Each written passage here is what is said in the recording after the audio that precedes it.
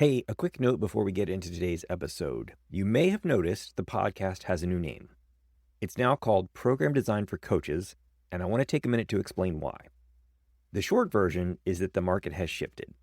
Fully asynchronous courses where clients never have any contact with you are a tough sell right now. What's actually working are group programs where the coach is present and involved. That's the direction the coaching space is moving, and it's the direction the show is moving with it. Now, if you're listening to older episodes, the older episodes still say course throughout, and I've decided to just let them be. But here's the thing. The instructional design principles I talk about apply whether you're building a course, a group program, or anything in between. That advice still holds. The name just finally caught up to what I should have been saying all along. All right, that's it. Let's get into the episode. There's a fast way to lose clients from a group program, and I was reminded of it recently while watching a tutorial for some music production software. The coach knows their stuff, and they've got a full one-to-one roster to prove it. But in their group program, clients are quietly checking out, and the coach can't figure out why. Here's the thing. I watched this exact pattern play out in classrooms and online courses for 17 years, and the frustrating part is that the content is usually solid. Today, I want to talk about what's actually going on and what you can do to avoid this problem. So back to the music software. This was a 3-hour tutorial series with about 12 videos. I've been interested in song making off and on for years, but I always drift away, and whenever I come back, there's either new software or I have to relearn everything I've forgotten. I guess the algorithm knew it was about time for me to have another go at the software because it kept showing me videos for the software. I found a person I liked, and I figured I'd get their course because they had done a great job at getting me interested again from their content. Learning from someone who knew the program should help me get back up to speed faster than poking around on my own. At least that's what I was expecting. The first video opens up and it's a tour of the interface. Okay, fine. Second video, more interface. Third video, keyboard shortcuts. Fourth video, the library, which is important, but not an entire video important. By the end of video 4, I'd been watching for over an hour, and I had not made a single sound. So I quit and I never finished the tutorial. Here's what's wild about that. The information in the videos weren't wrong. The guy clearly knew the software.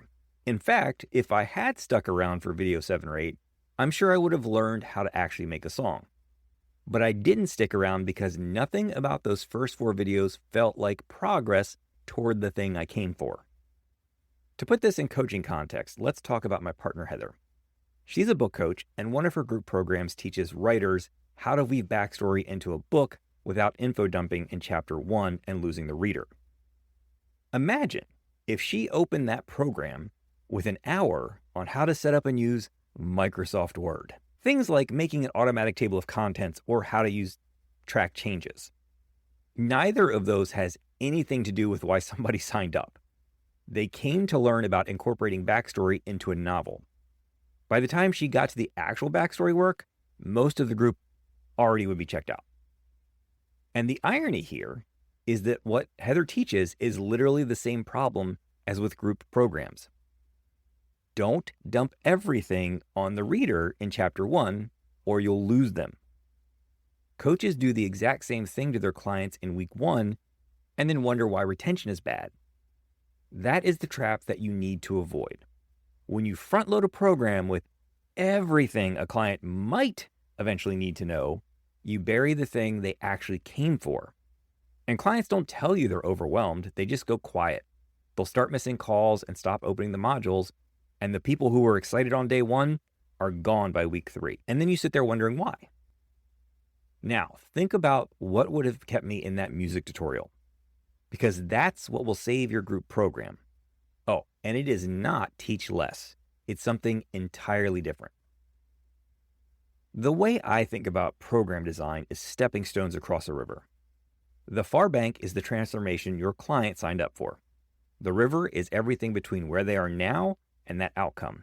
And the stepping stones are small wins along the way. Each stone needs to be solid, something a client can stand on, something they actually wanted to get to, not some fake milestone we invent. So back to the music tutorial. If that first video had said, here's how to make a simple drum beat in the next 10 minutes, I would have stayed for the rest of the series. Because by the end of video 1, I would have made something. A drum beat is not a finished song, but it's a real thing. It's a stone I can stand on and an integral part of the song I wanted to make. And the only information I need to get there is how to open a project, how to load a drum kit, and how to put a few hits on a grid. That's it. The mixer panel can wait.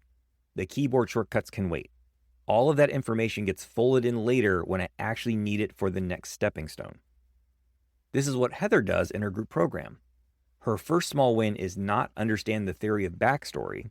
Her first small win is, by the end of week 1, her clients have taken one piece of their character's backstory and woven it into one scene in a way that draws the reader in. That's a real stone. The client wanted to do that, and they've done it. A small win on the way to the bigger transformation. And the only information she teaches in week 1 is what's needed to get that first scene with backstory in it. She doesn't open the program with a lecture on novel structure or character arcs, or even worse, how to use Microsoft Word. When you sit down to build your program, the question is not, what do my clients need to know? That question is what gets coaches into the info dump trap in the first place. Because the honest answer is that they need to know a lot, and you start trying to cover all of it. The better question is, what is the first real win I can get this client to, and what is the smallest amount of information I need to teach for them to get there? Then you ask the same question for the next stone, and the next one. The information you thought you had to front load is still going to get taught. It just gets taught in service of a win, not as a prerequisite for a win. So if you're listening to this thinking your week 1 might be doing too much, that's worth thinking about. The question to take back to your program is the simple one. What's the first real win I can get my client to, and what's the smallest amount of information I need to teach for them to get there? That's where you start. Then you build the next stone after that. Now, figuring out what those wins should be is a separate conversation, and it starts way before you build out a single module. It starts with the transformation your program promises and working backwards from there. I have an episode that walks through exactly that. It's called The Foundation Every Online Course Needs Before You Start Building. Quick heads up before you go listen, that one was recorded before I pivoted the show, so I say course throughout instead of program. The thinking is still the same. Don't let the wording throw you off. You've been listening to Program Design for Coaches. I'm Dr. Curtis Satterfield, and if nobody's told you lately, you've got what it takes to build your program. I'll talk to you in the next one.